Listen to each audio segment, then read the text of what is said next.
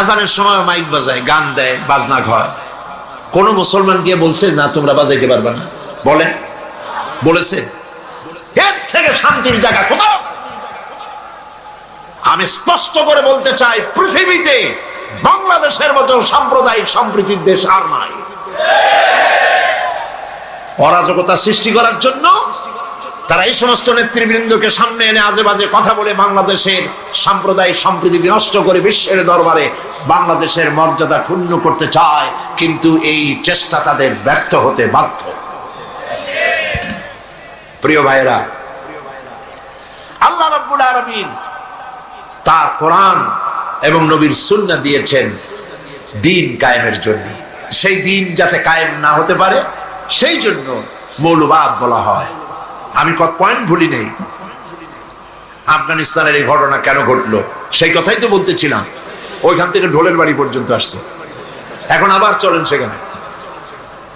আল্লাহর নবী বলেছেন, মৃত্যুর সময় মালাকুল মউতকে দেখার পরে এমন পানির পিপাসা হবে, মানুষ বলবে আয় আল্লাহ, 7টা সমুদ্রের পানি যদি পান করতে পারতাম, যে পিপাসা লেগেছে এ পিপাসা নিবারণ হতো না। মানুষেরা বোঝে না, সেই জন্য বলে কোন নেতা যখন হসপিটালে অসুস্থ হয়, কয় যে নেতা হসপিটালে মৃত্যুর সঙ্গে পাঞ্জা লড়িতেছে। হ্যাঁ, মৃত্যুর সাথে পাঞ্জা লড়বা তুমি? মালাকুল মউত দেখলে তো তোমার কলজে ঠান্ডা, হিম শীতল হয়ে যাবে মালাকুল মউতকে দেখলে। হযরত আবু বকর রাদিয়াল্লাহু তাআলা আনহু খুব কাঁদতে লাগলেন। তিনি বুঝতে পেরেছেন যে এই পৃথিবীতে সমস্ত সম্পদ দিতে চেয়েছিলেন আল্লাহ যাকে, তার নাম বিশ্বনবী। তিনি সবগুলি উপেক্ষা করে আল্লাহর সঙ্গে দিদার করা বেশি পছন্দ করেছেন। আমরা অতি তাড়াতাড়ি নবীজি থেকে নবীর এতিম হয়ে যাব। পরের দিন ইশার নামাজের রক্ত হলো, আজান হয়ে গেল, মসজিদে মুসল্লিরা ভরে গেছে, সাহাবায়ে কেরাম সব এসে গেছেন। হুজুরের জন্য বহুক্ষণ অপেক্ষা করার পর হযরতে আবু বকর রাদিয়াল্লাহু তাআলা আনহু তিনি ইমামতির জায়গায় দাঁড়ায় গেছেন। নবীজি বেহুশ অবস্থায় ছিলেন ঘরের মধ্যে। হুশ আসার পর তিনি হযরত আয়েশাকে বললেন, আয়েশা, মসজিদে নববীতে এখন কি হতেছে? তিনি বললেন, নামাজ হচ্ছে। লোকেরা আপনার অপেক্ষা করেছে, কিন্তু আপনাকে না পাইয়া, দীর্ঘক্ষণ অপেক্ষা করার পর আপনাকে না পেয়ে আমার বাবার ইমামতিতে তারা নামাজ পড়তেছে, কিন্তু মুসল্লিদের মধ্যে কান্নার রোল পড়ে গিয়েছে। তাদের ধারণা হয়েছে নবীজির জায়নামাজে যখন হযরত আবু বকর দাঁড়ায় গেছে, নবীজির পিছনে নামাজ পড়া আর আমাদের কিসমতে হবে না। নবীজি বলছেন, আয়েশা রে, মসজিদে নববীর দিকের দরজাটা খুলে দাও, আমি নামাজের দৃশ্য দেখতে চাই। দরজা খুলে দেওয়া হলো।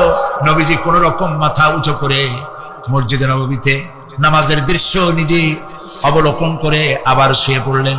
হযরত আয়েশা লক্ষ্য করে দেখেন নবীজির চোখের পানি দিয়ে কোনা দিয়ে পানি বেয়ে বেয়ে পড়ছে। হযরত আয়েশা প্রশ্ন করলেন, ইয়া রাসূলুল্লাহ, নামাজের দৃশ্য দেখি কাঁদছেন কেন? হুজুর বলেন, আয়েশা রে, এটা কোনো দুঃখের পানি নয়, আমি কাঁদতেছি এই জন্য, এই নামাজের জামাত কায়েমের জন্য তাইফের ময়দানে অনেক রক্ত ঝরেছে, আবার উহুদের ময়দানে দান দান শহীদ হয়েছে, সাহাবায়ে কেরাম জীবন দিয়েছে। আজ আমি দেখতে পেলাম আমার উম্মতেরা জামাতে নামাজ পড়ছে। আমার ধারণা হলো ভবিষ্যতে কিয়ামত পর্যন্ত আমার উম্মতেরা এইভাবে জামাত বন্দী হয়ে নামাজ আদায় করবে। নবীজি আবার বেহুশ হয়ে পড়লেন। মসজিদে নববী থেকে আজ আর কেউ বাড়ি যায় না, সবাই কান্দে। আজ রাত বোধহয় নবীজি কাটাবেন না। মেয়েরা কাঁদতেছে, সাহাবায়ে কেরাম কাঁদতেছেন, আজওয়াজে মুতাহারাত তারা কাঁদতেছে। নবীজির আবার হুঁশ হলো, তাকায় দেখেন ঘরের মধ্যে কান্নাকাটি, মসজিদে নববীতে কান্নাকাটি। সব থেকে বেশি কাঁদতেছেন মা ফাতেমা। নবীজি হযরত ফাতেমার কান্না দেখে ইশারা করলেন, কাছে আয়। হযরত ফাতেমা রাসূলের কাছে গেলেন।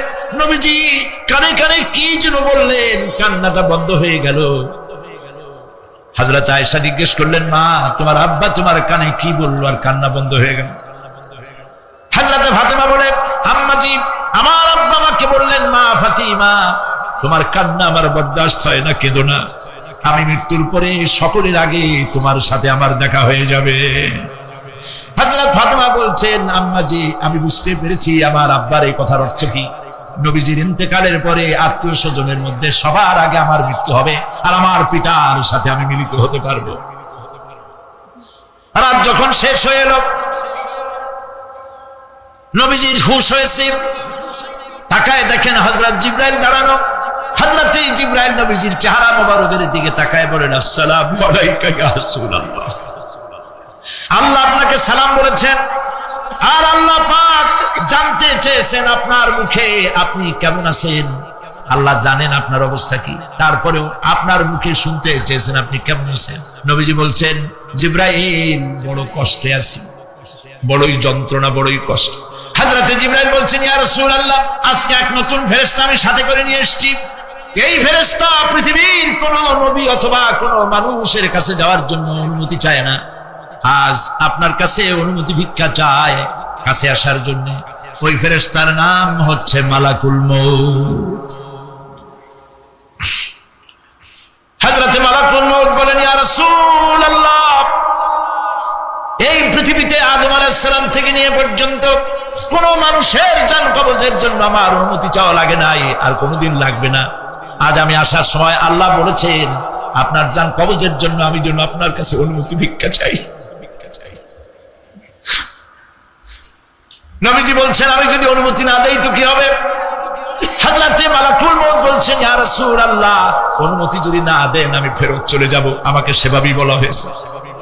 হযরত জিবরাইল বলেন, ইয়া রাসূলুল্লাহ, আল্লাহ রাব্বুল আলামিন আপনার দিদারের ইন্তজার করতেছেন।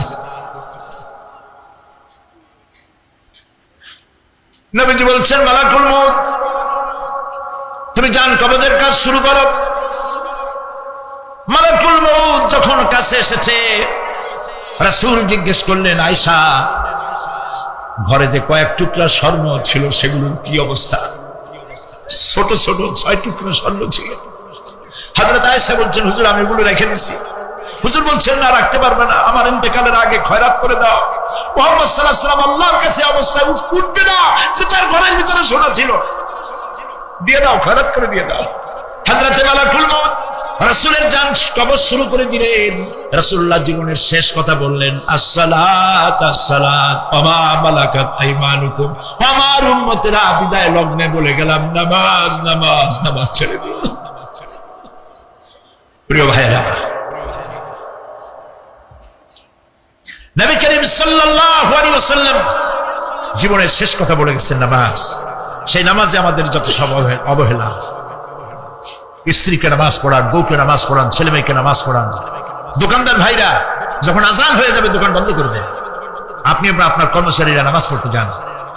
যতটুকু প্রিয় ভাই, সব আল্লাহ রাব্বুল আলামিন পরীক্ষার জন্য আমাদেরকে এই ময়দানে ছেড়ে দিয়েছেন। প্রশ্ন কি হবে আল্লাহ সব বলে দিয়েছেন। প্রশ্ন কি হবে? তোমার যৌবন, এ ব্যাপারে প্রশ্ন করা হবে। কোন পথে ইনকাম করেছো প্রশ্ন করা হবে। কোন পথে খরচ করেছো প্রশ্ন করা হবে। দ্বীনের ইলম যতটুকু হাসিল করেছিলে তার কতটুকু নিজে পালন করেছো, আর দ্বীনের দাওয়াত কতটুকু মানুষের কাছে পৌঁছায়ছো, প্রত্যেকটি ব্যাপারে কিয়ামতে আল্লাহর কাছে জবাব দিতে হবে। আপনি ইচ্ছে করলে দেহটাকে জাহান্নামের জন্য উপযোগী করতে পারেন, ইচ্ছে করলে দেহটাকে জান্নাতের জন্য উপযোগী করতে পারেন। এটি আপনার ইখতিয়ারে আল্লাহ দিয়েছেন, আপনাকে বাধ্য করা হয় নাই যে সেজদা না দিলে ফেরেশতা এসে ঘাড়ের উপরে পিটাবে, সুদ ঘুষ সেবা করলে পরে ঠ্যাং পিটায় ভেঙে দেওয়া হবে না। আপনি বাধ্য নন। আপনি সম্মানিত জীব, আল্লাহ সম্মানিত প্রাণী আল্লাহ পাকের, সেই জন্য মানুষকে বাধ্য করা হয় না। অটোনমাস বডি, অটোনমি দেওয়া হয়েছে, আপনাকে স্বাধিকার দেওয়া হয়েছে। চন্দ্র সূর্যের ব্যাপারে স্বাধিকার দেওয়া হয় নাই। রাত এখন 7:35, সূর্যের বাপেরও ক্ষমতা নাই বাংলাদেশে এখন উঁকি মারে, ঠিক কিনা? সে এখন আমেরিকায় রোদ দিচ্ছে, তাপ দিচ্ছে আমেরিকায়। ওকে নির্ধারণ করা হয়েছে যেভাবে সেইভাবেই করতে হবে। পানি বলেন, পাহাড় বলেন, পাখি বলেন, চন্দ্র বলেন, গ্রহ বলেন, নক্ষত্র বলেন, সব জিনিস বাই হুক এন্ড ক্রুক আল্লাহর হুকুম মানতে বাধ্য। কোরআনে কারীমে আল্লাহ পাক বলেছেন, আফা গায়রা দীনিল্লাহি ইয়াবুন ওয়া লাহু আসলামা মান ফিস সামাওয়াতি ওয়াল আরদি তাওআন ওয়া কারহা। আল্লাহর দেওয়া জীবন ব্যবস্থা ছেড়ে দিয়ে তোমরা কি অন্য কোনো মতবাদ তালাশ করো? ওয়ালাহু আসলামা মান ফিস সামাওয়াতি ওয়াল আরদ, অথচ আকাশে যা আছে জমিনে যা আছে সব আনুগত্যের মস্তক আমার সামনে অবনত করে দিয়েছে। সুবহানাল্লাহ। মানুষকে আল্লাহ পাক ইখতিয়ার দিয়েছেন, ইচ্ছে করলে মাহফিলে আসতে পারেন, ইচ্ছে করলে সিনেমাও দেখতে পারবেন, অসুবিধা নেই। অসুবিধার জন্য কিয়ামত, ওখানে হিসাব হবে। এখানে আপনি সূর্য চন্দ্র ফেরেশতারও কোনো মাজাল নাই, কোনো ইখতিয়ার নাই আল্লাহর হুকুমের বাইরে কিছু করে। আল্লাহ যা করতে বলেছেন তাই করতে হবে, এর বাইরে এক চুলও নড়তে পারবে না। কিন্তু মানুষেরা করতে পারবে। মানুষ ইচ্ছে করলে নামাজ রোজা ছাড়তে পারে, ইচ্ছে করলে আল্লাহর অমান্য করতে পারে। এটা তার বিচারের জায়গা না, এটা হলো পরীক্ষার জায়গা। এটা কিসের জায়গা? পরীক্ষার জায়গা। এখানে আপনি কামাই করলে ওখানে কিছু পাবেন, এখানে কামাই না করলে কিছু পাবেন না।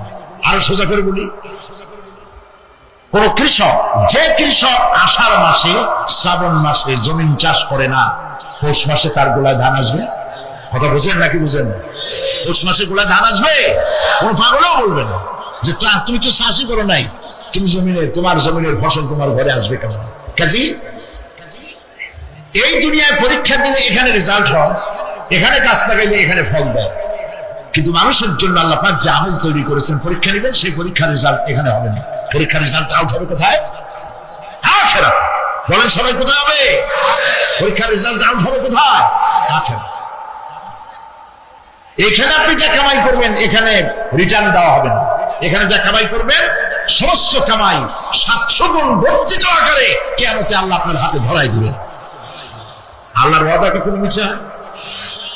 মিথ্যা হয় রাজনৈতিক দলের নেতারা, এই জাতীয় লোকেরা যারা মঞ্চে আসে আর বলে যে আমাদের ভোট দেন, আমরা ক্ষমতায় যাইতে পারলে আপনারা না খাইয়ে কেউ মরবেন না।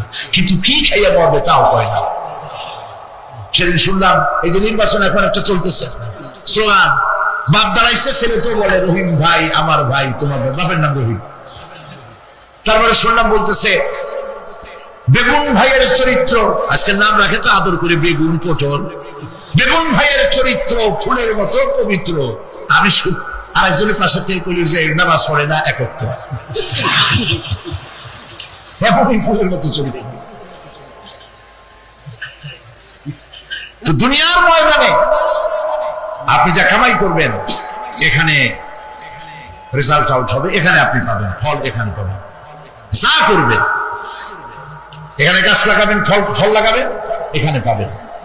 আর আল্লাহর জন্য যেটা করবেন সেটার ফল, সেটার রেজাল্ট কিয়ামতে বাইর হবে। সুবহানাল্লাহ।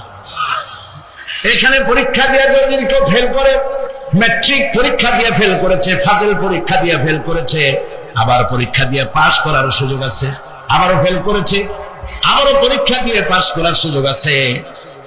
10 বার যদি ফেল করে আরো 10 বার পাস পরীক্ষা দিয়ে পাস করার সুযোগ আছে। কিন্তু কিয়ামতের দিন আল্লাহ রাব্বুল আলামিনের জীবনের পরীক্ষায় কোন মানুষ যদি আল্লাহর আদালতে ফেল করে বসে একবার, দ্বিতীয়বার পরীক্ষা দেওয়ার আর কোন সুযোগ নাই। এই পৃথিবীতে যদি কেউ নিম্ন আদালতে মামলায় হেরে যায়, জজ কোর্টে করবে, যদি হেরে যায় হাইকোর্টে করবে, হেরে গেলে আপিল করবে সুপ্রিম কোর্টে, সুপ্রিম কোর্টেও যদি হেরে যায় তাহলে প্রেসিডেন্টের কাছে আপিল করবে। সুযোগ আছে কয়েকবার। কিন্তু কিয়ামতের দিন জীবনের আদালতে কোন মানুষ যদি একবার ফেল করে বসে, জীবনের মামলায় যদি একবার হেরে যায়, দ্বিতীয়বার আপিল করার আর কোনো জায়গা নাই। সে আখিরাতে রেজাল্ট আউট হবে। আমরা সব মরে যাব, আমরা সব কি হব? সব মরে যাব। আল্লাহ পাক আমাদেরকে উঠাবেন না। মানুষকে কবরে রাখার সময় আমরা কি বলি? মিনহা খালাকনাকুম, জানেন না? পড়েন, মিনহা খালাকনাকুম ওয়া ফিহা নুঈদুকুম ওয়া মিনহা নুখরিজুকুম তারাতান উখরা। এই মাটি দিয়ে তোমাকে তৈরি করা হয়েছিল, এই মাটির মধ্যে রেখে গেলাম, এর থেকে আবার তোমাকে উত্থিত করা হবে। কে বলতেছেন কথা? আল্লাহ পাক বলছেন, আল্লাহ তাআলা বলছেন। কি নিষ্ঠুর এই পৃথিবী!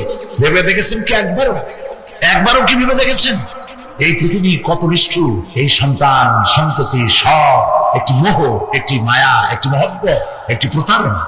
যে বইয়ের জন্য হারাম ইনকাম করেছেন, যে সন্তানদের জন্য হারাম ইনকাম করেছেন, জান দিলেন, রক্ত দিলেন, জীবন দিলেন, সারা রাত কষ্ট করেছেন, দৌড়দৌড়ি করেছেন, যখন মরে গেলেন যে বাচ্চাটা আপনি করে না দিলে কলিজা ঠান্ডা হয় না, সেই বাচ্চা বলবে, মাকে বলবে, মা বাপের লাশ যে রুমে আছে আমার সেখানে নিও না, আমার ভয় করে।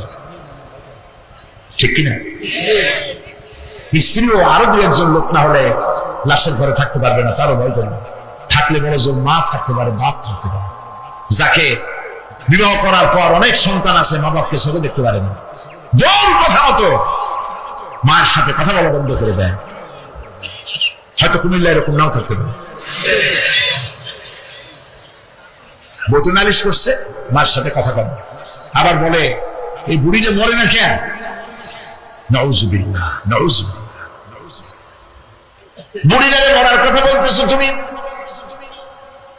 তোমার ছোট্টবেলায় যখন তোমার টাইফয়েড হয়েছিল, অসুখ করেছিল, গরিব বাবা, বাড়িতে ল্যাপ নাই, খাতা নাই, তোষক নাই, সেই জায়গায় মা তার কাপড় বিছায় দিয়া বুকের উপরে নিজের শরীরের উষ্ণতা দিয়া বাঁচায় রাখার চেষ্টা করেছে, নিজে না খেয়ে খাওয়াইছে, অসুখ সারে না। মা ওই মুমূর্ষ বাচ্চার সেরানে তার মাথার কাছে বসে তাহাজ্জুদের নামাজ পড়ে কোরআন শরীফ তেলাওয়াত করে, চোখ দিয়া পানি পড়ে আর বলতে থাকে, রব্বুল আলামিন আমার জীবনটারে দিয়া আমার কলিজার টুকরা সন্তানটারে বাঁচাইয়া দাও। যেই মা নিজের জীবন দিয়া সন্তান বাঁচাইতে চাইলো, সেই সন্তান আজকে বউ পাইয়া মাকে ভুলে যায়, মায়ের সাথে খারাপ ব্যবহার করে। আল্লাহ রাব্বুল আলামিন বলেছেন, মা বাবার সঙ্গে খারাপ ব্যবহার করো না, ভালোবাসায় কথা বলো।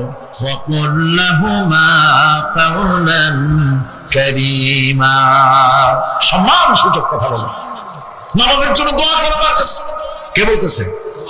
আল্লাহ তাআলা বলছেন দোয়া করো আমার কাছে এই ভাষায়, রব্বিরহামহুমা কামা রাব্বায়ানি সগীরা। পড়েন সবাই, রব্বিরহামহুমা কামা রাব্বায়ানি সগীরা। আয় আমার রব, আমার মা বাপ জন্মের ছোটবেলায় আমাকে অত্যন্ত যত্ন করে লালন পালন করেছেন। আল্লাহ তাআলা তুমি দয়া করে আমার মা বাপকে তোমার রহমতের করে লালন পালন করো। সুবহানাল্লাহ। প্রত্যেক নামাজের পর সকলে এই দোয়া পড়বেন, মনে থাকবে? মনে থাকবে? প্রিয় ভাই সব,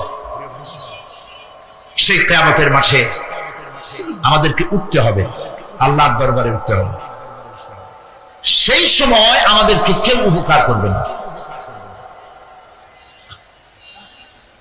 يوم لا ينفع مال ولا بنون। সম্পদ আর সন্তান সন্ততি কোনো কাজে লাগবে না। মা তার সন্তানকে চিনবে না, সন্তান তার মাকে চিনবে না, বাপ তার সন্তানকে চিনবে না, কেউ কাউকে পরিচয় দিবে না। আল্লাহ রাব্বুল আলামিন কোরআন শরীফের ভিতরে বলেছেন, আশ-শামসু ইয়ামবাগি লাহা আন তুদরিকাল কামারা ওয়ালাল লাইলু সাবিকুন নাহার ওয়া কুল্লুন ফি ফালাকি ইয়াসবাহুন। প্রবল জ্ঞানী হইবে যাহারা, আপন মনেতে বুঝিবে তাহারা, রাত্রি পারে না আগে যাইবার, দিনের স্থান করি অধিকার। চন্দ্র বাদে না সূর্যের গায়েতে, সূর্য পারে না চন্দ্রকে ধরিতে, যার যে স্থান বহাল রাখিয়া ভ্রমণ করিছে খোদাকে ডরিয়া।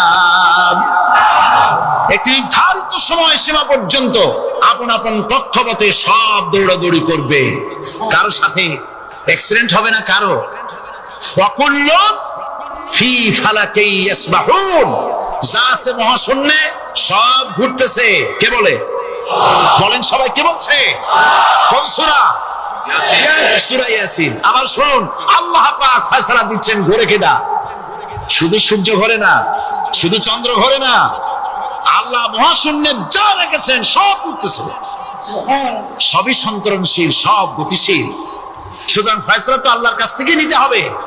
পৃথিবী সৃষ্টি করেছেন, মানব গোষ্ঠী সৃষ্টি করেছেন এবং মানুষের প্রয়োজন মিটিয়েছেন। এই মানুষগুলিকে কে সৃষ্টি করেছে? মানুষ সৃষ্টির ব্যাপারেও দার্শনিকরা মানুষদেরকে বিভ্রান্ত করে। যা কলেজে বিশ্ববিদ্যালয়ে পড়ানো হয়, এই কোরআন শরীফ বিশ্ববিদ্যালয়ে পড়ানো হয়? হ্যাঁ হয়। কয়েকটা আয়াত, কয়েকটা সূরা পরীক্ষায় পাস করার জন্য একটু একটু অপশনাল রেখে দেওয়া হয়েছে। বর্তমান যে শিক্ষা কমিশন, শামসুল হক শিক্ষা কমিশন রিপোর্ট মন্ত্রী পরিষদে অনুমোদন করেছে বর্তমান সরকার। এই শিক্ষানীতিতে বলা হয়েছে ক্লাস 1 থেকে নিয়ে ক্লাস 5 পর্যন্ত ধর্মীয় শিক্ষা দিতে দেওয়া হবে না। তাহলে ক্লাস 5 পর্যন্ত যদি ধর্মীয় শিক্ষা না থাকে, তাহলে ক্লাস 6-7 ওঠার পর আরবি যাওয়ারা বাজাবর বা আনাকুম জানাকুম ছেলেরা পড়বে, মেয়েরা পড়বে? আসল উদ্দেশ্য হলো ইসলাম থেকে জাতিকে দূরে সরাবার জন্য ষড়যন্ত্র। এই সরকারের প্রণীত শিক্ষানীতি আমরা মানি না। আপনারা মানেন? যেই মাদ্রাসা মানুষের চরিত্র সৃষ্টি করে, বর্তমান সরকার সেই মাদ্রাসাগুলি একটা একটা করে ধ্বংস করার পরিকল্পনা গ্রহণ করেছে। সুতরাং আসল শিক্ষা হলো কোরআনের কাছে। আসল শিক্ষা কোথায়? কোরআনের কাছে।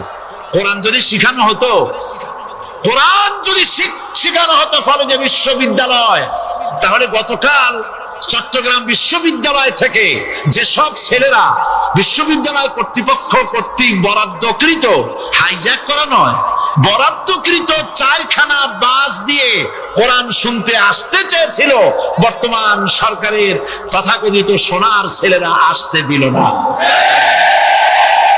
কোরআন যদি তারা পড়তো, তাহলে কোরআন শরীফ শুনতে তারাও আসতো। কপাল পড়া।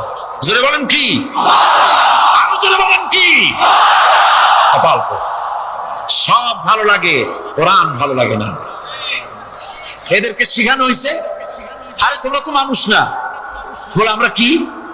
তো তোমাদের ডারউইন বাবাজি বলে নাই, শোনো নাই? কি পড়ো টড়ো তোমরা, বুদ্ধি শুদ্ধি রাখো না। ডারউইন বলেছে, থিওরি অফ ইভলিউশনের মধ্যে বলেছেন মানুষ মানুষ না। বলে কি? মানুষ হলো বান্দর। কপাল পোড়া। কি কপালে লেখা থাকে? কাজে কামে প্রকাশ হয়ে যায়। ডারউইন বলল মানুষ মানুষ না। আলফ্রেড বললেন মানুষ হলো মানুষই ঠিক, তবে মানুষ হলো সেক্স সর্বস্ব জীব। সেক্স সমস্যার সমাধান করলে মানুষের সব সমস্যার সমাধান হয়ে যাবে। কার্ল মার্কস বললেন মানুষ হলো পেট সর্বস্ব জীব, পেট সমস্যার সমাধান করে দিলে সব সমস্যা শেষ। আর ডারউইন বললেন মানুষ মানুষই না, মানুষ কি? বলে বান্দর। ওরাং ওটাং শিম্পাঞ্জি আর ব্যাং থেকে মানুষের উৎপত্তি হয়েছে। আমি যখন জীবনের প্রথম শিম্পাঞ্জি দেখলাম, ওরাং ওটাং দেখলাম, তখন আমি মনে করেছি যে ডারউইন খামোখা ভুল করে নাই। এইটা দেখেই ও মনে করেছে যে এই হচ্ছে আমার মাতামহের গোষ্ঠী, এ হলো পিতামহের গোষ্ঠী। আপনারা একটু মাথা কাটায় চিন্তা করেন, মানুষ যদি বান্দর থেকে হবে, আজও বানর ফরেস্ট এরিয়া আছে কিনা বাংলাদেশে? চিল্লায় বলেন আছে কিনা? মানুষ যদি বান্দর থেকেই হবে, আপনারা কি কোনোদিন দেখেছেন যে একটা বান্দরের কোমর পর্যন্ত মানুষের মতো হয়ে সারছে? আর কিছুদিন গেলেই পুরো মানুষ হয়ে যাবে। গলা পর্যন্ত মানুষের মতো হয়ে গেছে, আর কদিন গেলেই মানুষ হয়ে যাবে। দেখছেন কখনো? আচ্ছা আপনারা বলেন, পাবদা মাছ আপনারা চট্টগ্রামে কি বলেন? পাবদাই বলেন। পাবদা মাছ দেখতে কি মাছের মতো লাগে? বোয়াল মাছের মতো। কোন পাগলে কি বলছে কথা যে বোয়ালের পূর্বপুরুষ পাবদা? পাবদাগুলি পুটি টুটি খাইয়ে খাইয়ে আস্তে আস্তে বোয়াল হয়ে গেছে, এ কথা কেউ বলে? আচ্ছা শোলের যে ছোট সাইজ, শোল মাছ, গজাল মাছ, এর যে ছোট্ট সাইজ ভর্তা করে খায়, শুটকি বানায় খায়, ওগুলোর কি বলে? টাকি মাছ। এই টাকি মাছ দেখতে শোল মাছের মতো। কেউ পাগলকে আজ পর্যন্ত বলেছে যে শোল মাছের পূর্বপুরুষ টাকি, টাকিগুলা সার মার খাইয়া আস্তে আস্তে শোলে পরিণত হয়ে গেছে? কেউ বলেছে? বলো। ডারউইন কয় বোতল খাইয়ে যে এই মতবাদ লিখছে আল্লাহই ভালো জানে। যে বান্দরের থেকে মানুষ আবিষ্কার হয়েছে, নাউজুবিল্লাহ। এগুলি পড়ানো হয় কলেজে বিশ্ববিদ্যালয়, তাই আমাদের সোনার ছেলেরা বান্দরামি করে। ওদের যদি পড়ানো হয়তো তোমরা বান্দরের গোষ্ঠী নও, তোমরা মানুষ, মর্যাদা কার বেশি, বান্দরের না মানুষের? এই পৃথিবীর প্রথম মানুষকে আদম আলাইহিস সালাম। আদম হইছেন কি দিয়ে? মাটি দিয়ে। আল্লাহ রাব্বুল আলামিন যিনি মানুষ সৃষ্টি করেছেন তিনি কোরআন শরীফের ভিতরে বলে দিয়েছেন, আমি প্রথমেই বলেছি, আপনারা লক্ষ্য করুন, এই কোরআন তাবিজের কিতাব নয়, এই কোরআন তদবিরের কিতাব নয়, ঝাড়ফুঁকের কিতাব নয়। কোরআন হলো পৃথিবীর মানুষের জন্য কোড অফ লাইফ, পূর্ণাঙ্গ জীবন বিধান। সবকিছু আল্লাহ পাক কোরআনের ভিতরে বলে দিয়েছেন, কোন জিনিস বাদ দেন নাই। আপনি আমি কেমনে সৃষ্টি হয়েছি আল্লাহ পাক কোরআনের ভিতরে বলেছেন, ইন্না খালাকনাকুম মিন তুরাবিন সুম্মা মিন নুতফাতিন সুম্মা মিন আলাকাতিন সুম্মা মিন মুদগা। নিষ্প্রাণ মাটি দিয়ে তোমাকে উৎপন্ন করা হয়েছে, নিষ্প্রাণ মাটি উপাদান দিয়ে তোমাকে তৈরি করা হলো। মায়ের পেটের ভিতরে এক ফোঁটা নাপাক পানি জমাট রক্তে পরিণত হয়ে গেল, জমাট রক্ত আস্তে করে গোশতপিণ্ড হলো, গোশতপিণ্ডকে সুন্দর করে সাজায়া হাড্ডি গুড্ডি বানায়া স্ট্রাকচার তৈরি করে তার উপরে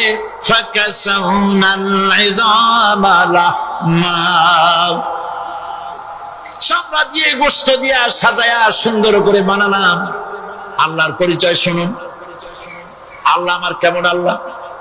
মায়ের পেটের ভিতরে সন্তান বানায়া এরপরে যখন রূহ দেওয়া হয়েছে, ক্ষুধা লেগেছে, খাবারের প্রয়োজন হয়েছে, আল্লাহ রাব্বুল আলামিন ওই কচি বান্দা মায়ের পেটে বসে কি খাবে সেজন্য তার মা চিন্তা করে নাই, বাবা চিন্তা করে নাই, সরকার চিন্তা করে নাই।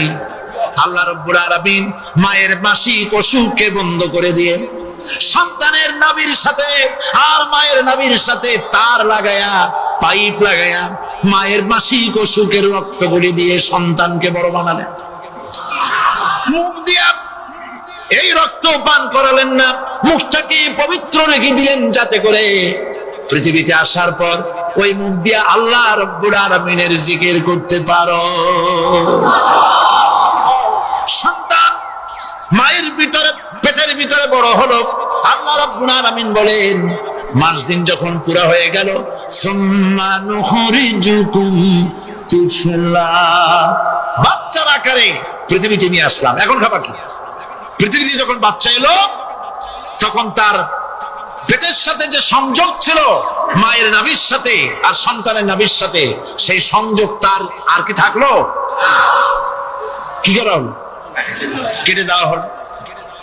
লক্ষ্য করুন, খাবারের জন্য একটি মাত্র পাইপ আল্লাহ লাগাইছিলেন, পৃথিবীতে সন্তান আসার সঙ্গে সঙ্গে পাইপটা কেটে দেওয়া হলো। এবার কি খাবে? আল্লাহ রাব্বুল আলামিন মায়ের বুক থেকে সন্তানের জন্য এবার সিঙ্গেল সিগন্যাল, তার জন্য সিঙ্গেল কোন লাইন যেটা ছিল কেটে দিয়া মায়ের বুক থেকে সন্তানের জন্য ডাবল লাইন আল্লাহ চালু করে দিলেন। এমন দুধ বানায় দিলেন যা শুধু খাবার নয়, শুধু ফুড ভ্যালু নয়, এই দুধের ভিতরে ক্যালসিয়াম, এর মধ্যে ভিটামিন, এর মধ্যে আয়রন, এর মধ্যে মেডিসিন। দুনিয়ার এই সন্তান ছিল ফি কারারিন মাকিন, সুরক্ষিত জায়গার ভিতরে ছিল, কোন পলিউশন সেখানে যেতে পারতো না, রোগের জার্ম সেখানে যেতে পারতো না। দুনিয়ায় এলো দূষিত আবহাওয়ার ভিতরে, এই সন্তানকে এখনই অ্যান্টিবায়োটিক খাওয়ালে পরে অসুবিধা হবে। আল্লাহ রাব্বুল আলামিন মায়ের দুধের ভিতরে ঔষধ দিয়া রোগের প্রতিষেধক বানায়া দিলেন। এ হলো আমার আল্লাহ। এ আমার কে? আল্লাহ। জোরে বলেন আল্লাহ। আল্লাহ আল্লাহ রাব্বুল আলামিন মায়ের দুধ দিয়ে সন্তানকে বড় করলেন আর শোনায় দিলেন, খবরদার এই মায়ের সাথে, এই বাপের সাথে নাফরমানি করবি না, মা বাবার জন্য আমার কাছে দোয়া করবে, রব্বির হামহুমা কামা রাব্বায়ানি সগীরা। সবাই পড়েন আমার সাথে, রব্বির হামহুমা কামা রাব্বায়ানি সগীরা। আল্লাহ পাক শিখাই দিলেন বান্দারে আমার কাছে দোয়া করায়, আল্লাহ আমার মা বাপ আমাকে ছোটবেলায় যেভাবে স্নেহের কোলে লালন পালন করেছে, এইভাবে আমার মা বাপ তোমার রহমতের কোলে লালন পালন করো। মনে থাকবে ভাইরা? বলে মনে থাকবে?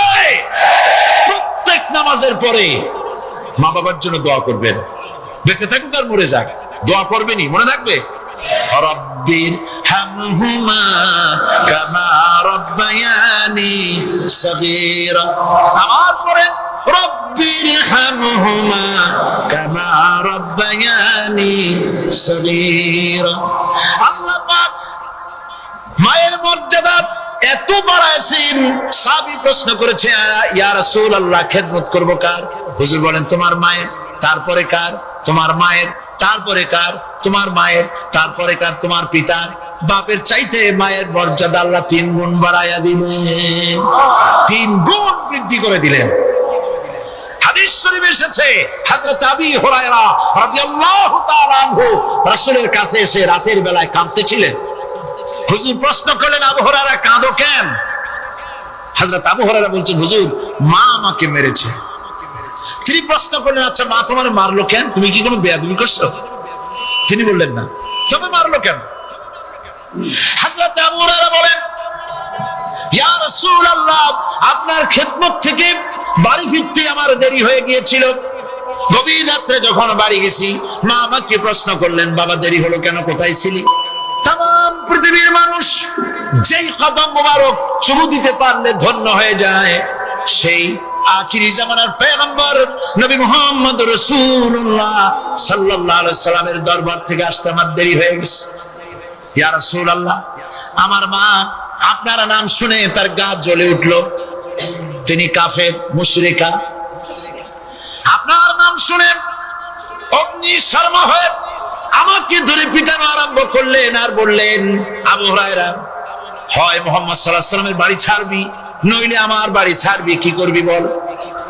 মার খেতে খেতে আমি বললাম, মা তোমার গায়ে যত শক্তি আছে আমারে মারো, তোমার বাড়ি শুদ্ধ তামাম দুনিয়াটা ছেড়ে দিতে পারি, মুহাম্মদ রাসূলুল্লাহর কদম মোবারক ছেড়ে দিতে পারি না।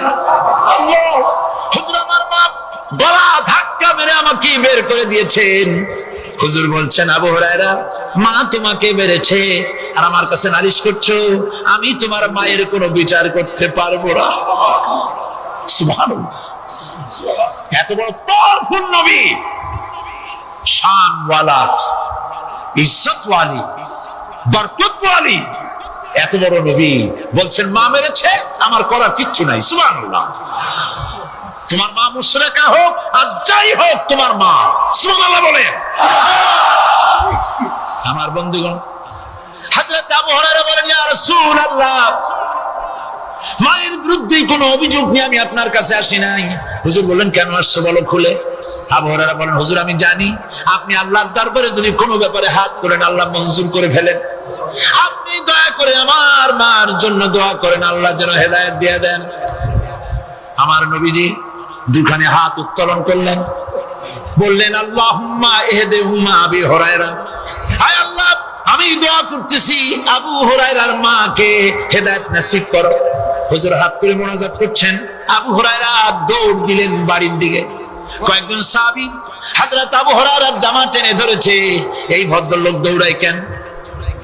এত শান্ত মানুষ, কখনো গরম হয়ে কারোর সঙ্গে কথা বলে না, এই মানুষটা দৌড়ায় কেন? কোনো বিপদ হইল নাকি? জামা টেনে ধরে বলে, আবু হুরায়রা দৌড়াও কেন? হযরত আবু হুরায়রা বলেন, জামা ছেড়ে দাও, কোনো বিপদ আমার হয় নাই, আমি দৌড়াইয়া বাড়ি যাই দেখতে চাই। আমি দৌড়াইয়া আগে বাড়ি যেতে পারলাম না, আমার নবীর দোয়া আগে আমার বাড়ি চলে গেছে, আমি এটা দেখতে চাই। হযরত আবু হুরায়রা দৌড়াতে দৌড়াতে বাড়ি চলে গেছে। দরজায় নক করলেন, ভেতর থেকে আওয়াজ এলো, কে? তিনি বললেন, আমি আবু হুরায়রা, মা দরজা খুলে দাও, আমি তোমার সন্তান। মা বললেন, বাবা অপেক্ষা করো, দরজা খুলতেছি। হযরত আবু হুরায়রা বলেন, মায়ের গলার আওয়াজের ভেতরে কুফরির কর্কশতা পেলাম না, মায়ের গলার আওয়াজের ভেতরে তাওহীদের নরমিয়াত পেলাম। আমার কাছে মনে হলো আমি আবু হুরায়রা বাড়ি আসার আগে নবীজির দোয়া আল্লাহর আরশে পৌঁছে গেছে। আবু হুরায়রা বলছেন, মা আমার কিছুক্ষণ পরে ঘরের থেকে বেরিয়ে এসেছেন, আমি দেখলাম মায়ের শরীর ভিজা, মাথার চুল দিয়া পানি টপকাচ্ছে।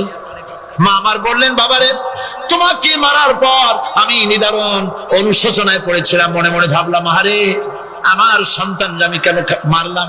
সে তো কোনো খারাপ কাজ করে নাই, কোনো খারাপ জায়গায় যায় নাই, এত ভালো মানুষ যার সম্পর্কে লোকেরা খামাখাই মিথ্যা কথা বলে, এই ভালো মানুষটার কাছে গেছে, সেজন্য আমি মারলাম কেন? বাবা গো, আমি আমার ভুল বুঝতে পেরেছি, জীবনের ভুলও ধরা পড়েছে, আমাকে জলদি করে নিয়ে চলো বিশ্ব নবীর দরবারে। হযরত আবু হুরায়রা রাসূলুল্লাহর খেদমতে এসে ঘোষণা করলেন, আশহাদু আল্লা ইলাহা ইল্লাল্লাহু ওয়াহদাহু লা শারীকা লাহু ওয়া আশহাদু আন্না মুহাম্মাদান আবদুহু ওয়া রাসূলুহু। আমার ভাইরা, আল্লাহ রাব্বুল আলামিন মানুষ সৃষ্টি করে পৃথিবীতে পাঠিয়ে দিলেন, খাবারের ইন্তজাম করলেন, এগুলি সব আল্লাহর পরিচয়। আল্লাহরে চেনার জন্য বড় বড় কিতাব ঘাটা লাগে না, কিসমতে যদি থাকে দুই একটা দৃষ্টান্ত যথেষ্ট হয়ে যায়। সুবহানাল্লাহ, সুবহানাল্লাহ, দুই একটা দৃষ্টান্ত যথেষ্ট।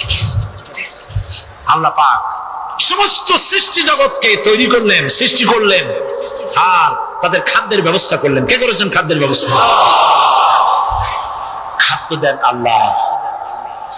কিন্তু অহংকারী যারা, তারা বলে দেশের বাম্পার ফলনের জন্য সমস্ত কৃতিত্ব সরকারের।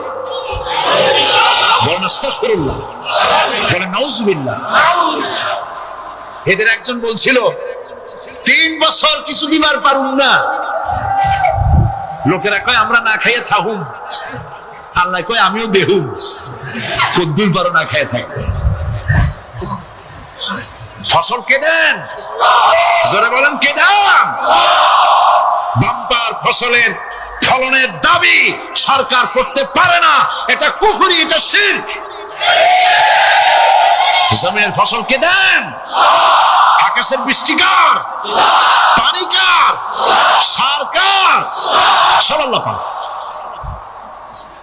আল্লাহ পাক কোরআন শরীফে বলেছেন, لئن شكرتم لأزيدنكم ولئن كفرتم إن عذابي لشديد।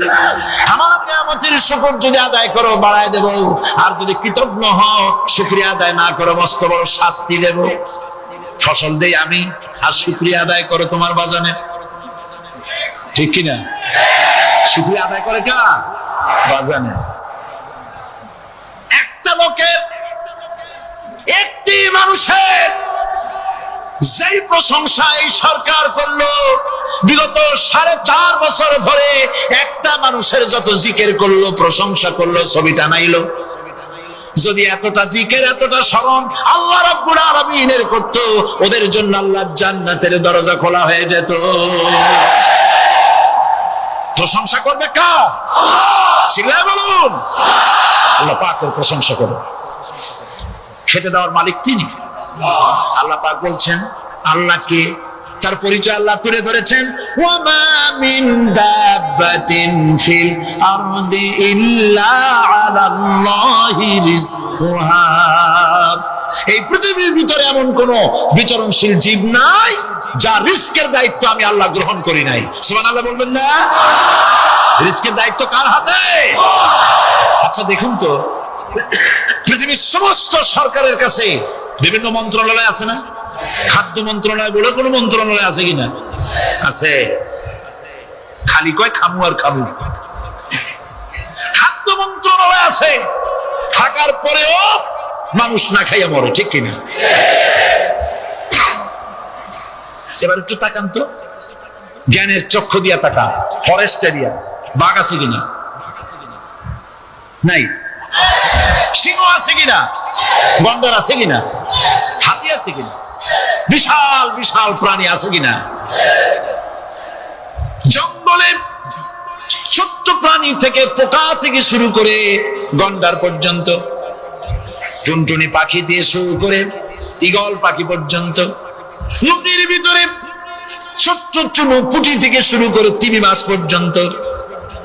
প্রাণী তত্ত্ববিদরা বলেছেন সমুদ্রের ভিতরে এমন এমন বড় বড় তিমি আছে যে একটা তিমির ওজন 5000 টন পর্যন্ত হয়ে যায়। 5000 টন তিমিটার ওজন। এ যখন বাচ্চা হয় তখন বাচ্চার দৈনিক দুধ লাগে 50 থেকে 60 মণ পর্যন্ত। কে ব্যবস্থা করে?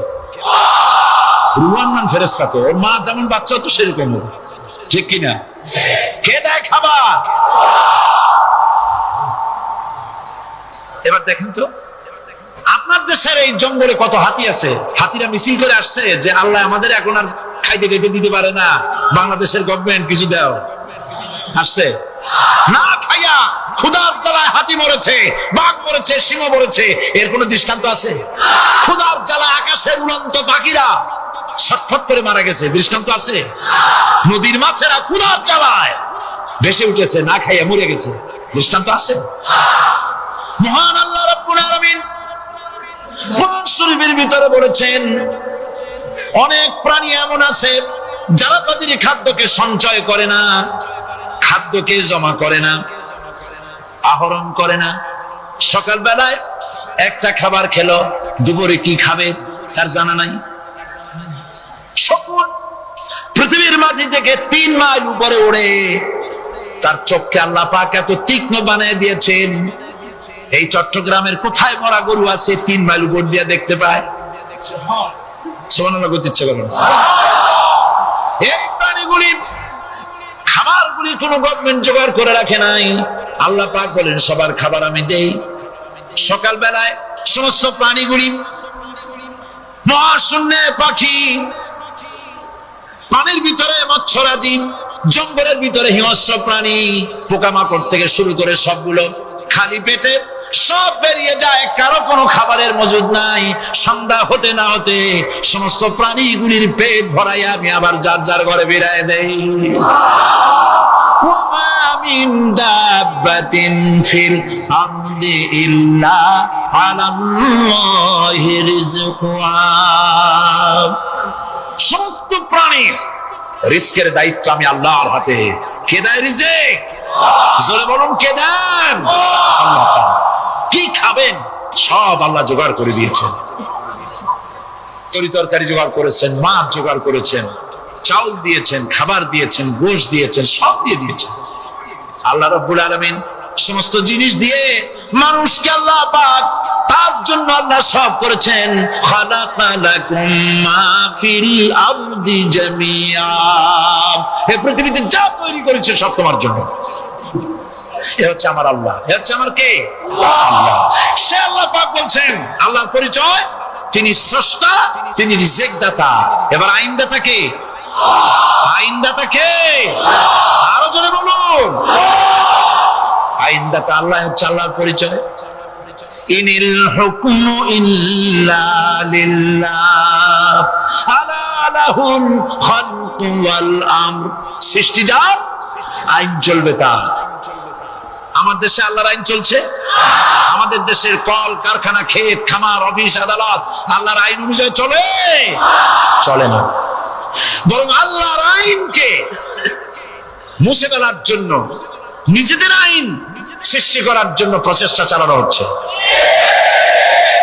আল্লাহর আইন মানুষের জন্য সব থেকে বেশি উপযোগী, কারণ সৃষ্টি করেছেন কে? বলেন, কে করেছেন? আল্লাহ। প্রত্যেকটি মেশিন আপনি যা কিনবেন, রেডিও হোক, টিভি হোক, যে কোনো যন্ত্র হোক, গাড়ি হোক, তার সাথে একটা লিটারেচার, একটা বই তার সঙ্গে দিয়ে দেওয়া হয়। ওই বইয়ের মধ্যে লেখা থাকে এটা কিভাবে চালানো হবে, অপারেট করা হবে, তার সিস্টেম লেখা থাকে। আপনার ইচ্ছা মতো চালাইলে হবে না। এই মানব গোষ্ঠীকে সৃষ্টি করেছেন। এখন আপনি যদি আপনার আইন মতো চালান, তা কি চলবে? চলবে না। আপনি আপনার আইন মতো চালাচ্ছেন, ভালোভাবে চলতেছে? চলতেছে না। স্বরাষ্ট্রমন্ত্রী বলতেছেন সন্ত্রাসীদেরকে মাটির তলা থেকে খুঁজে বের করা হবে, কিন্তু নাকের উপর দিয়ে ব্রিফকেস চুরি হয়ে যায়, উনি তা ধরতে পারেন না। এই হলো আইন। অনাবরত খুন হচ্ছে, অনাবরত সন্ত্রাসী তৎপরতা চলছে, আর ওনারা বলছেন আগের থেকে এগুলি চলে আসছে, একজনের খুনের বিচার না হইলে এরকম খুন তো হইতেই থাকবে। তাহলে খুনকে, হত্যাকে, সন্ত্রাসকে সরকার জাস্টিফাইড করছেন। নাউজুবিল্লাহ মিন যালিক। এই জন্য আইন হতে হবে আল্লাহ। আইন হতে হবে কার? চিল্লায় বলেন আল্লাহ পাকের আইন হতে হবে। আমি একদিন পার্লামেন্টে বলেছিলাম, আমার দেশের নেতা নেত্রীরা বারবার হজ করতে যান, উমরা করতে যান, সেখান থেকে আসার সময় কি আনেন? আতর, পাথর, সুরমা, আজগুরমা, এই কিছু নিয়ে আসলেন। কিন্তু আমি বলেছি আপনারা কি কিছু চোখে দেখেন না? পার্লামেন্টে এইভাবে বক্তৃতা করেছি, কিছু চোখে দেখেন না? আমি প্রশ্ন করে আমি এবার জবাব দিচ্ছি, আপনারা যারা হজ করতে যান, উমরা করতে যান, হজের কথাই বলি, এই হজ করতে যখন যান তখন মুজদালিফায় একটা রাত কাটাইতে হয়। সেটা কোন দিন? ইয়ৌমে আরাফার পরের দিন। এই মাঠে দালান কোঠা আছে, এখানে বেড়া আছে, শামিয়ানা আছে, পর্দা আছে, তাবু আছে, কিচ্ছু নাই। লক্ষ লক্ষ নারী আর পুরুষ পাশাপাশি শুয়ে থাকে, তাও সুবহানাল্লাহ কইতে ইচ্ছা করে না। সারা রাত জনে জনে পুলিশ পাহারাদার নাই। কিরকম মেয়ে এলো? চাঁদের সৌন্দর্য হার মানায় দিতে পারে এরকম সুন্দরী, এরকম সুন্দরী নারী, সুদর্শন পুরুষ পাশাপাশি রাস্তার ধারে মরুভূমির ভিতরে সারা রাত কাটাচ্ছে। ইয়ৌমে আরাফার পরের রাতটা, একটা রাত পুরা এভাবে চলতেছে বছরের পর বছর, শতাব্দীর পর শতাব্দী, সহস্রাব্দীর পরে সহস্রাব্দী। আমি প্রশ্ন করি, পৃথিবীর ইতিহাসে কেউ কি এমন কথা বলতে পেরেছে, লিখতে পেরেছে যে মুজদালিফার রাতে সেখান থেকে 10টা নারী হাইজ্যাক হয়েছে, 5টা নারী লাঞ্ছিত হয়েছে? বলতে পারবে? গভীর রাত্রে পুরুষ সঙ্গী ছাড়া সুন্দরী রমণী, যুবতী রমণী, একাকিনী নিজের ঘর ছেড়ে আল্লাহর ঘরে তওয়াব করতে আসে। তওয়াব সেরে তাহাজ্জুদের নামাজ পড়ে আল্লাহর কাছে মোনাজাত করে একা একা হাজার হাজার লাখো পুরুষের ভিতর থেকে আপন ঘরে ফিরে যায়। কারো বাবার হিম্মত নাই একবার তাকায় সে তো রূপ উপভোগ করার জন্য, আবার তাকায়, অথবা তার আঁচল ধরে টান মারে। আছে ইতিহাস? কথা বল না কেন? সুন্দরী একটা মাইয়া মক্কা থেকে মদিনা থেকে পাওয়া যায় না, 15 দিন হয়ে গেছে। হয়েছে কখনো? এবার জবাব দেন, কেন হয় না? কেন হয় না? আমার দেশের মেয়েরা রাস্তা দিয়ে হাঁটতে পারে না। হাই স্কুল মেয়েদের, হাই স্কুল মেয়েদের কলেজ যখন ছুটি হয়, তথাকথিত সোনার ছেলেরা গেটের সামনে এতিমের মতো দাঁড়ায় থাকে। অনবরত হাইজ্যাক হচ্ছে, ধর্ষণের সেঞ্চুরি হচ্ছে। আর ওখানে হয় না কেন? ওখানে হয় না এই কারণে এই কোরআনের আইন আল্লাহ রাব্বুল আলামিন যে আইন দিয়েছেন, ওখানে আইন বলবৎ আছে। আছে নাকি? আছে কিনা? কোন পুরুষ কোন নারীকে ধর্ষণ করেছে যদি প্রমাণিত হয়, সে যদি ফাহাদের ছেলে হয় আর ফাহাদের মেয়ে হয়, কোরআনের শাস্তি হলো পাথর মেরে উড়াইয়া দাও। তাকে জানিয়ে দেওয়া হবে রেডিও টিভির মাধ্যমে, জিনাকারের সাথে ব্যভিচারীর শাস্তি হবে।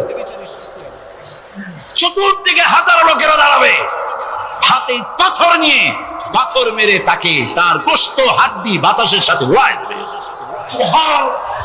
একটা একজন মানুষ আর একজন মানুষকে খুন করলো, এই আসামি ধরা পড়ে গেল, কোরআনের শাস্তি হলো যখন ধরা পড়বে প্রমাণিত হবে যেমন ভাবে হত্যা করেছে পরেও হত্যা করো। এই দৃশ্য, এই আইন যদি বাংলাদেশে যদি এই আইন চালু হয়ে যেত, খুনের আসামি ধরা পড়েছে, জেনার আসামি, প্রকাশ্য ময়দানে এলো, সাক্ষী প্রমাণে কোর্টে প্রমাণিত হলো সত্যি সে খুনি। এই বিশাল আউটার স্টেডিয়ামের মাঝখানে খুনিকে দাঁড় করাও, চতুর্দিকে হাজারো লাখো মানুষ থাকুক, রেডিও টিভির ক্যামেরা কার্যকর হবে, পত্র পত্রিকার সাংবাদিকরা আসবে, তরবারির আঘাতে খুনির কল্লাটা উড়ায় দাও, দেহটা নিঃসার হয়ে জমিনে পড়ে যাবে।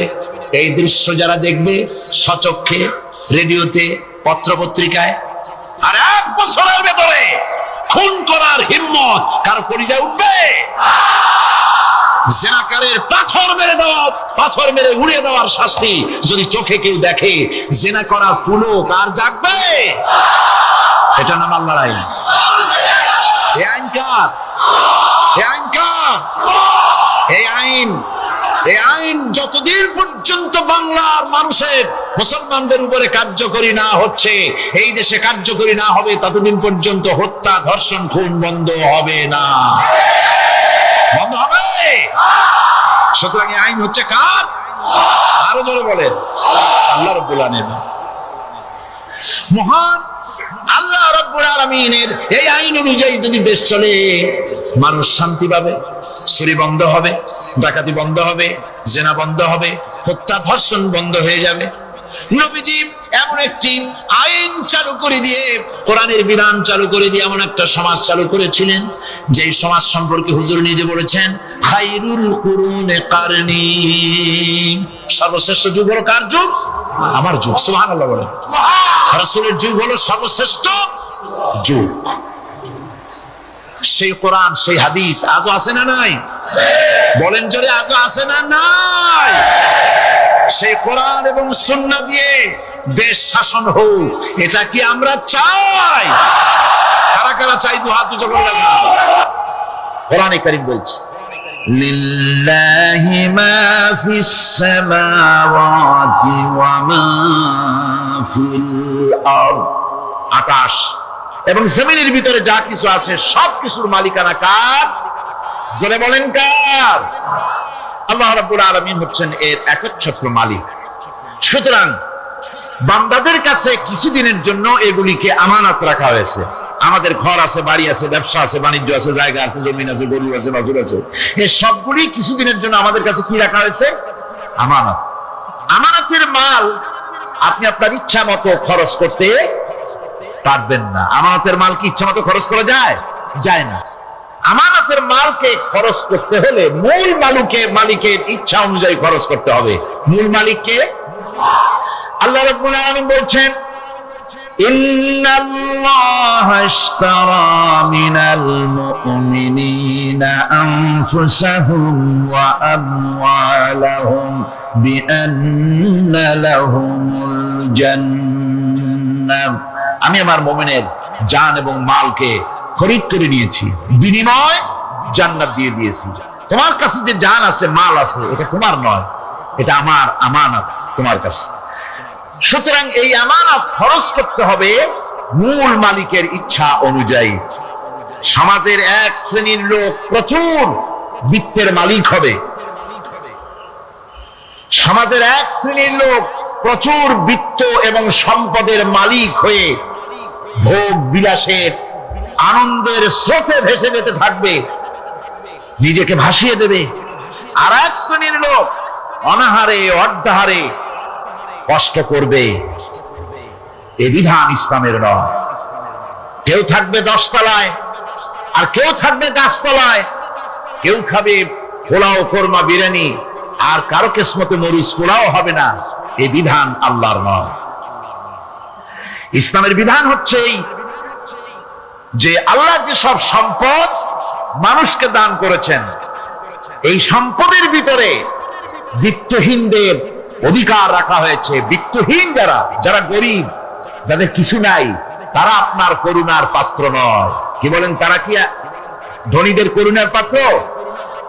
কোরআনে কারিমে আল্লাহ বলেন, ওয়াল্লাযীনা ফী আমওয়ালিহিম হাক্কুন লিস-সাইলি ওয়াল মাহরুম। ধনীদের সম্পদের ভেতরে গরিবদের, বিত্তহীনদের অধিকার রয়েছে, সে অধিকার আদায় করে দাও। দান করা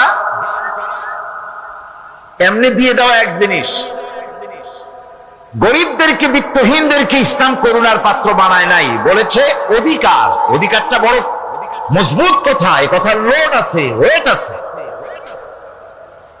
আপনার আমার সম্পদের, অর্থাৎ যাদের বিত্ত আছে, বিত্ত সম্পদওয়ালা সম্পদশালী লোকেদের সম্পদের ভেতরে গরিবদের অধিকার রয়ে গেছে, সে অধিকার আদায় করতে হবে। ইসলাম সকল মানুষের দারিদ্র দূর করে বেঁচে থাকার মৌলিক অধিকার প্রতিষ্ঠিত করেছে। রাসূল করিম সাল্লাল্লাহু আলাইহি ওয়াসাল্লাম বলেছেন, লাইসা লি ইবনি আদম হাক্কুন সিওয়া হাযিহিল খিসাল, বাইতুন ইয়াসকুনুহু ওয়া সাওবুন ইউআরি আওরাতাহু ওয়া জালফাল খুবজি ওয়াল মা, আখরাজাহু তিরমিজি। তিরমিজি শরীফের হাদিসের ভেতরে এসেছে, রাসূল করিম সাল্লাল্লাহু আলাইহি ওয়াসাল্লাম বলেছেন, প্রত্যেকটি বনি আদমের তার বাস করার জন্য একটা গৃহ, এবং লজ্জা ঢাকার জন্য, শীত নিবারণের জন্য তার বস্ত্র, আর ক্ষুধা মিটাবার জন্য তার পানি আর রুটি ইত্যাদির ব্যবস্থা করতে হবে, চাই সে মুসলমান হোক আর হিন্দু হোক আর খ্রিস্টান হোক। বনি আদম, আদমের সন্তান যে মানুষ, যে তার এই অধিকার ইসলাম প্রতিষ্ঠিত করেছে।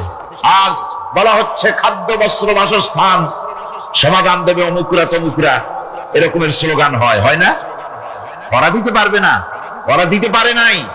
খাদ্য, বস্ত্র, শিক্ষা, চিকিৎসা, বাসস্থানের গ্যারান্টি দিয়েছে কোরআন, দিয়েছে আল্লাহ রসুল জনাব মুহাম্মদ রাসূলুল্লাহ সাল্লাল্লাহু আলাইহি ওয়াসাল্লাম। ইসলাম অর্থনৈতিক নিরাপত্তার জন্য যে সব পন্থা অবলম্বন করেছে, সেটা হচ্ছে যে সমাজের কর্মক্ষম সকল ব্যক্তি রুজির জন্য পরিশ্রম করবে, কেউ বসে থাকতে পারবে না। এটা হচ্ছে ইসলামের নিয়ম, কেউ বসে থাকতে পারবে না। কোরআনে কারীম বলছে, ফাইদা কুদিয়াতিস সালাতু ফান্তাশিরু ফিল আরদ ওয়াবতাগু মিন ফাদলিল্লাহ।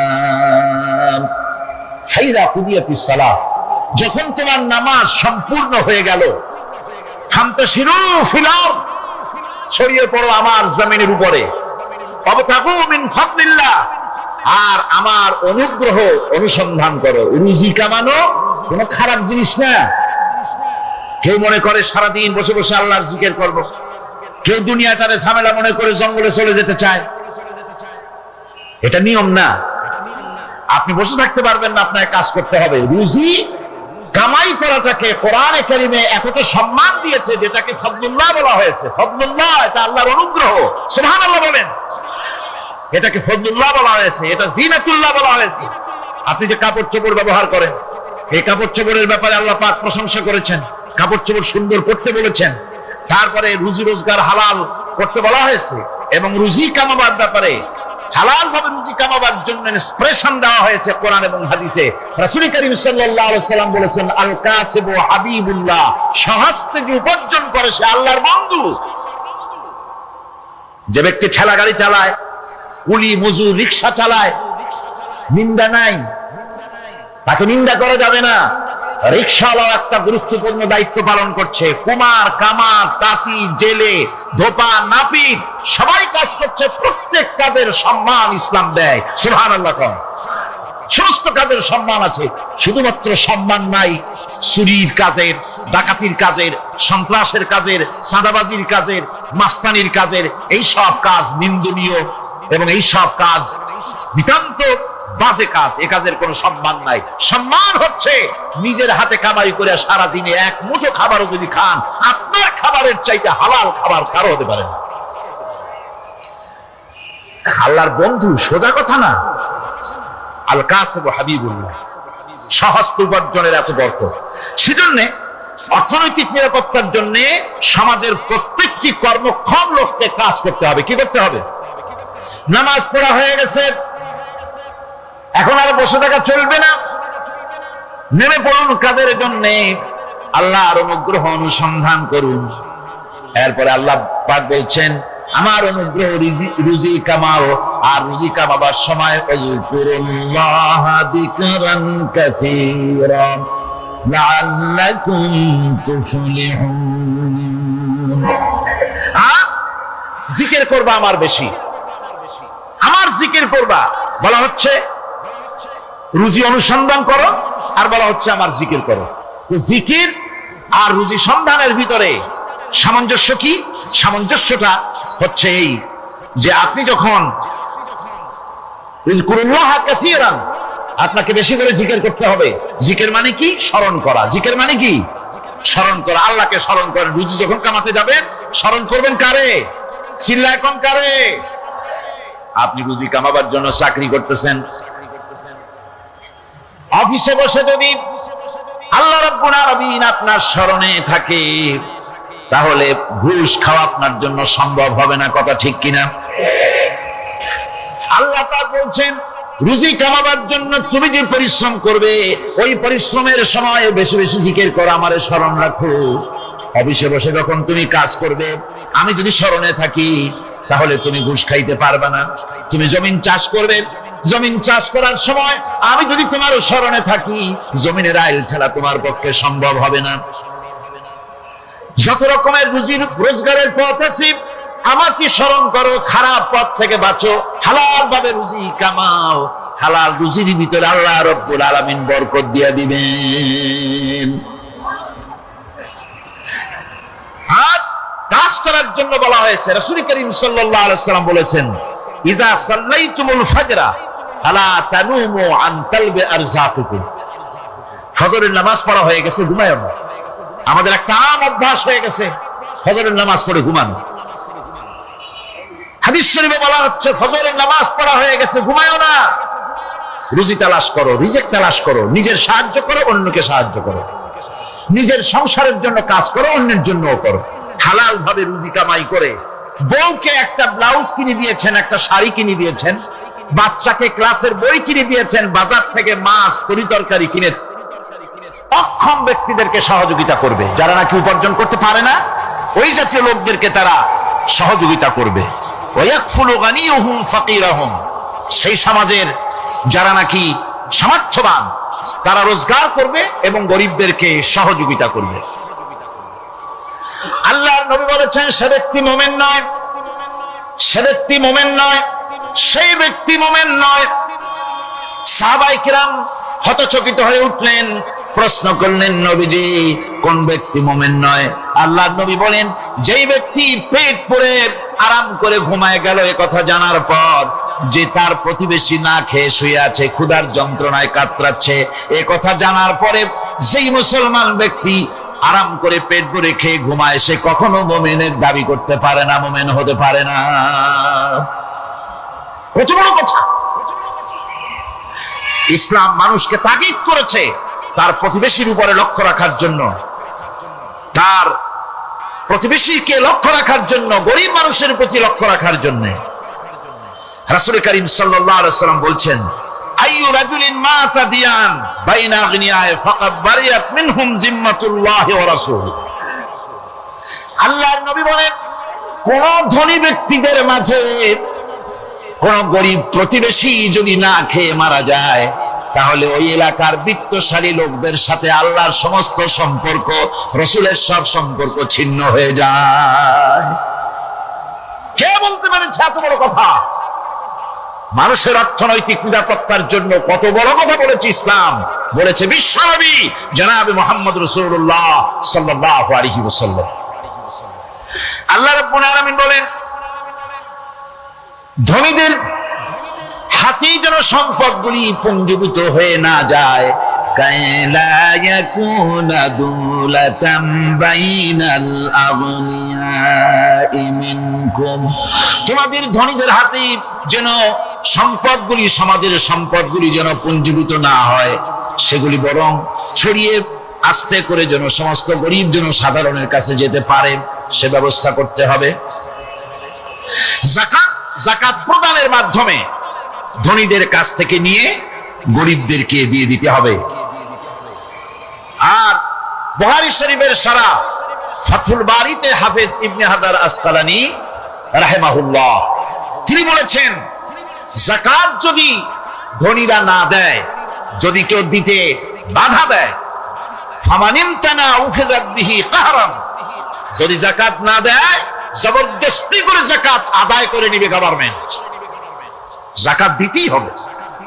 মুনকিরিনে যাকাত, যারা যাকাত দিতে অস্বীকার করেছিল, হযরতে সিদ্দিক আকবর, হযরতে আবু বকর সিদ্দিক রাদিয়াল্লাহু তাআলা আনহু, তিনি তাদের সম্পর্কে বলেছিলেন, ওয়াল্লাহি লাউ কাতিলান্না মান ফাররাকা বাইনাস সালাতি ওয়াজ যাকাত, অবশ্যই আমি ওই সম্প্রদায়ের লোকের বিরুদ্ধে যুদ্ধ ঘোষণা করব যারা নামাজ আর যাকাতের মধ্যে পার্থক্য সূচিত করবে। যারা নামাজ তো পড়বে কিন্তু যাকাত দিবে না সরকারের কাছে, যাকাত আদায় করবে না, তাদের বিরুদ্ধে যুদ্ধ ঘোষণা করব। ইসলামের সরকার যদি প্রতিষ্ঠিত হয় তাহলে এই যাকাত আদায় করা হবে। যাকাত কেউ নিয়ে বসে থাকতে পারবে না, যাকাত আদায় করা হবে। আমাদের দেশে নিয়ম মাফিক যদি যাকাত আদায় করা হতো, এই দেশ যদি ইসলামী গভর্নমেন্ট হতো, আল্লাহ যেন দয়া করে দেন, কন্যা আমিন। আল্লাহ পাক যদি দয়া করে দেশটারে ইসলামী রাষ্ট্র বানায় দেন, তাহলে যাকাত তো আদায় করে নেওয়া হবে। যাকাত দিতে আপনি বাধ্য, গরিব মানুষ থাকবে না। এখনো বাংলাদেশে নিয়ম মাফিক যদি যাকাত আদায় করা হয়, নিয়ম মাফিক মানে সোনার যাকাত, রূপার যাকাত, নগদ ক্যাশের যাকাত, ফসলের ওষুধ, সঠিকভাবে যদি আদায় করা হয় তো একেবারে কম করে হলেও 1000 কোটি টাকা যাকাতের টাকা কালেকশন হতে পারে। এটা কি কম কথা? 1000 কোটি টাকা, এই টাকা আদায় করা হচ্ছে না। এই টাকা আদায় না করার কারণে যে শূন্যতার সৃষ্টি হচ্ছে, এই ভ্যাকুয়ামকে পূর্ণ করার জন্য এগিয়ে এসেছে 7 সমুদ্র 13 নদীর উপর থেকে এনজিওরা। এনজিওরা এসে আমাদের দেশে, সব এনজিও খারাপ আমি তা বলি না, বহু এনজিও আছে যারা এদেশের উন্নয়নের, আর্থসামাজিক উন্নয়নের জন্য তারা প্রচেষ্টা করছে। রাস্তাঘাট, স্কুল, কলেজ, চিকিৎসা ইত্যাদির দিকে কাজ করছে।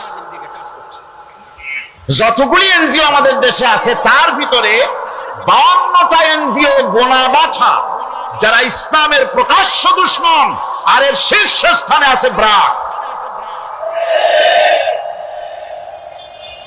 এই এনজিও গুলি তারা আমাদের দেশে এসে সুদি কারবার শুরু করেছে, পরিপূর্ণভাবে সুদের কারবার। ব্যাংকের থেকে যদি আপনি লোন নেন তাহলে 15 or 17% ইন্টারেস্ট দিতে হবে। আর ওদের কাছ থেকে যে সুদ, যে টাকা নেওয়া হয়, সেই টাকায় গ্রামীণ ব্যাংক থেকে শুরু করে ব্র্যাক বলেন, কারিতাস বলেন, অক্সফাম বলেন, এডাপ বলেন, যেগুলি আছে এগুলি সুদ নেয় 30 থেকে 34% পর্যন্ত। গোটা জাতিকে গ্রাম পর্যায়ে তারা সুদের নিবিড় চাষ করতেছে, ঘরে ঘরে সুদ পৌঁছে দিয়েছে, মুসলমান নারীদেরকে বেহুরমতি করেছে, ইসলামের ঐতিহ্য ধ্বংস করতেছে, নারীদেরকে বিপর্দা করতেছে, আমার দেশের ফ্যামিলি স্ট্রাকচারকে এনজিওরা ধ্বংস করে দিচ্ছে।